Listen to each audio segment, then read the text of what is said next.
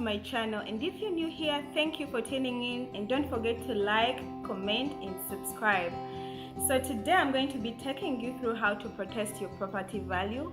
If you own any property in the US, you must have received like an appraisal notice from the district showing you how much, like an assessed value of how much the district values your property. And if you disagree with whatever value that they gave you, you have to protest within 30 days of that notice. You actually don't need an expert to do the filing. You can do it yourself, and if you opt for the online version, it can literally take you like 10 minutes. And the benefit of doing the protest, it can help you lower your property value, and the lower your property value, the less taxes that you'll be paying for that year, and it will save you some dollars.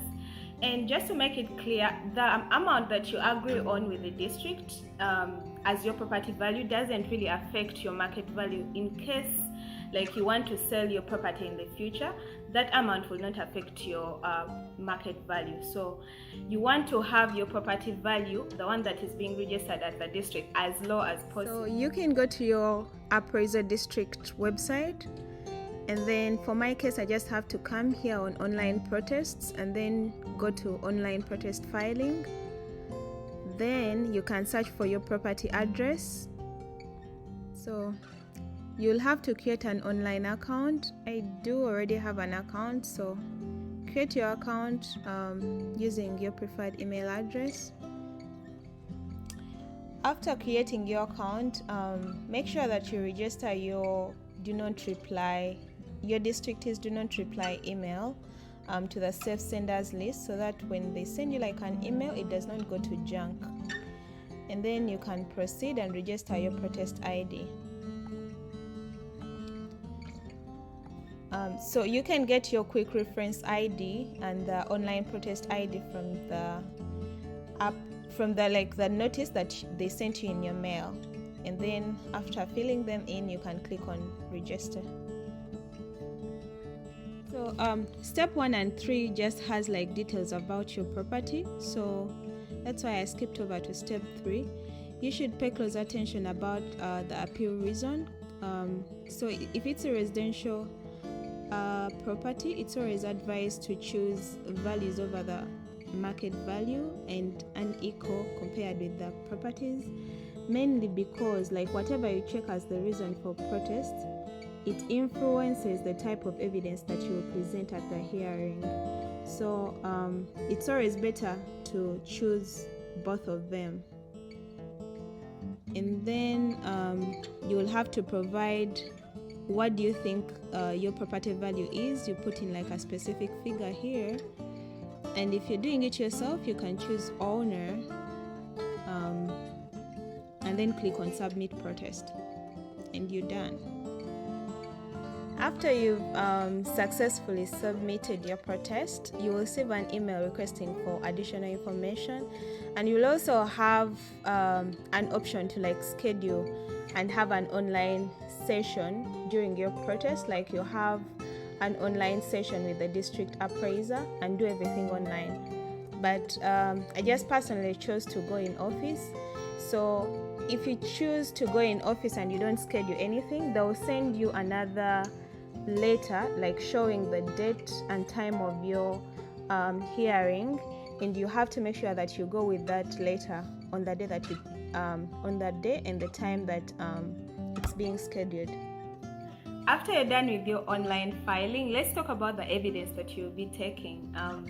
You can reach out to your local realtor if they can provide you with like some sales that were made, especially if it's between 1st of January of that specific year, because usually the assessment is being done, the assessment by the district is done from like 1st January of that specific year.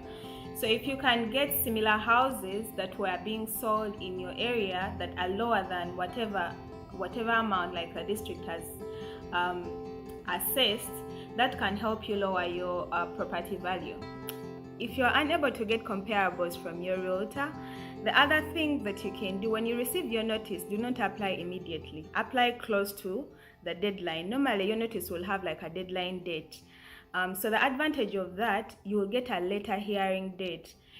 if your neighbors, like with the same houses, if they did their protest and they finalized with their protest, they will already have like a final assessed value. So you can also compare like people who have like the same houses as you. You can go to the appraisal district website and check their finalized value. That can give you also an idea of how much the final value can be.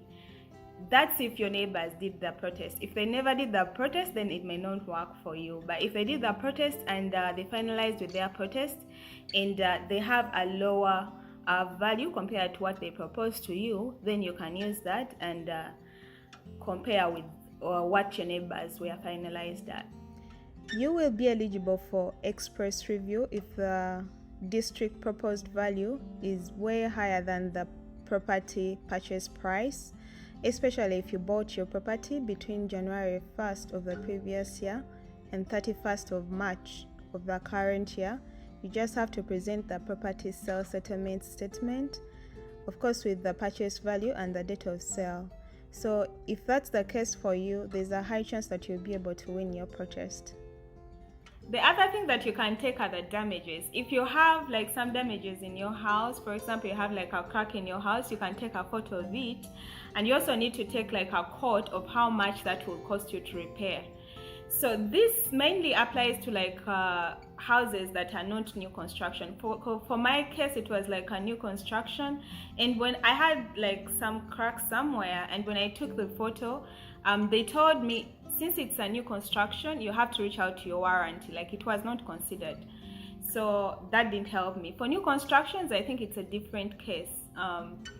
It may work for you if it's an old construction. So the other thing is with the size. When you receive your notice, the notice will have an estimate of your total living area, and it will also have like an estimate of your garage. And for my case, the total living area was a little bit higher than my builder sketch. So usually the appraisal district, they measure like the outside dimensions of your house, and they include some areas such as the stairs, which is not included in your builder sketch. So it's always a little bit off. And when I presented that case, usually they look at your builder sketch and your appraisal sketch, your district sketch.